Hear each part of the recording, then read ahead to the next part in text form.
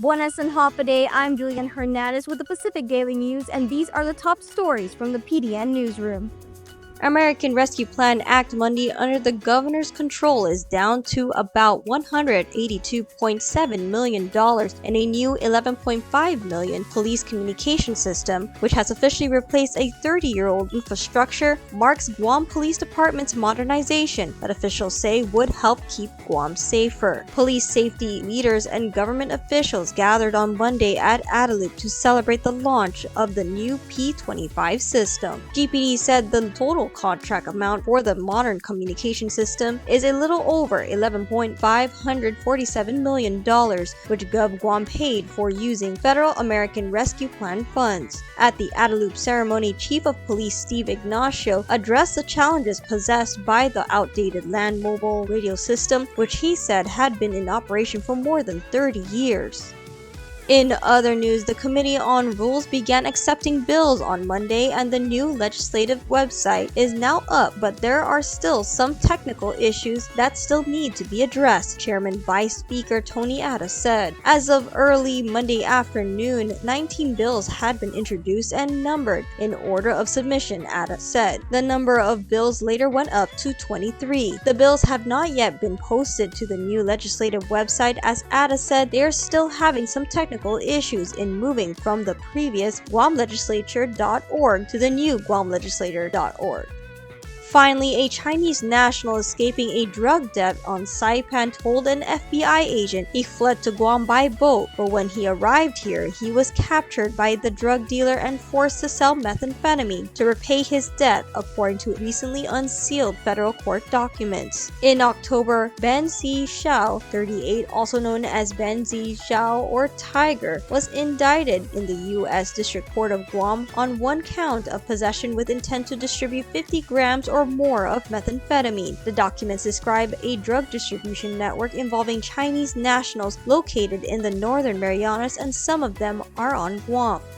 Several, if not hundreds, of non-profit organizations on Guam could potentially have engaged in unauthorized activities and misused their tax-exempt status over the Department of Revenue and Taxation's failure to properly monitor and immediately revoke their status for non-compliance in a span of 17 years. These are based on the audit findings of the Office of Public Accountability, which released its report on Monday. OPA said it found a significant lapse in DRT's oversight procedures and monitoring of non-profit organizations, which are tax-exempt organizations created for purposes other than generating profit and in which no part of the organization's income is distributed to its members. DRT also has significant manpower shortages and has been missing required documents on file, OPA said.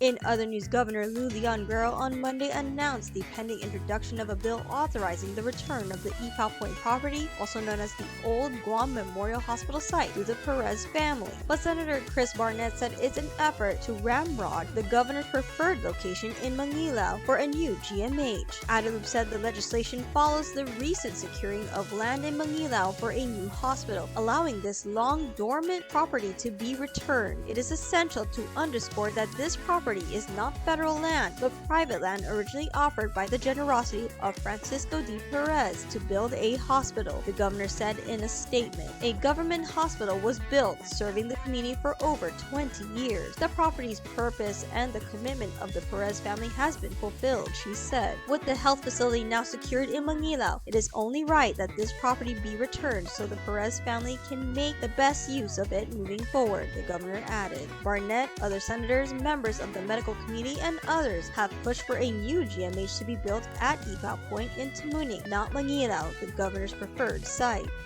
Finally, a long-delayed oversight hearing on the local government agency that's tasked with handling federal disaster funds amid investigative audit findings of fraud risk and $42 million in flag spending has been tentatively scheduled for 2 p.m. on January 24th, this time under freshman Senator Sean Gumataotao's committee. Gumataotao is the new chairman of the committee with oversight of the Guam Homeland Security / Office of Civil Defense in the newly inaugurated 38th 28th legislature. The oversight hearing, according to Gumataotao, is specifically on the results of 2 investigative audits on GHS/OCD by the Office of Public Accountability, which concluded that GHS/OCD continues to be funded by the general fund without direct local appropriations. Gumataotao said GHS/OCD was also non-compliant with applicable federal and local laws, personnel rules, and standard operating procedures related to overtime costs incurred from fiscal 2018 to 2023 based on OPA findings.